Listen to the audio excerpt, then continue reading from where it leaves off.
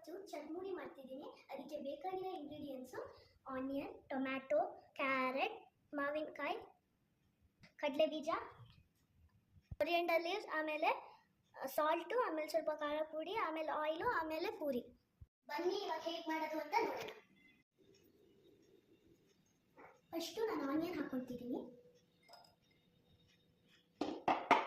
ಆಮೇಲೆ ಟೊಮೆಟೊ, ಆಮೇಲೆ ಕ್ಯಾರೆಟ್, ಆಮೇಲೆ ಮಾವಿನಕಾಯಿ, ಆಮೇಲೆ ಕಡಲೆ ಬೀಜ,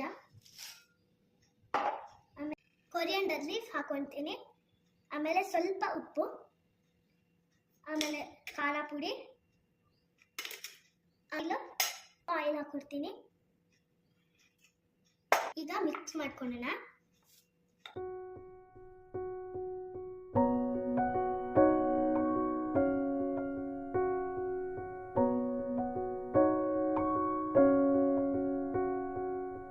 ಮಿಕ್ಸ್ ಆದ್ಮೇಲೆ ಈಗ ಪೂರಿ ಹಾಕೋಣ.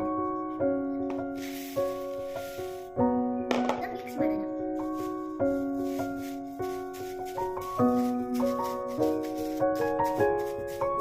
ಈಗ ಚೆನ್ನಾಗಿ ಮಿಕ್ಸ್ ಆಗಿದೆ, ಟೇಸ್ಟ್ ಮಾಡೋಣ.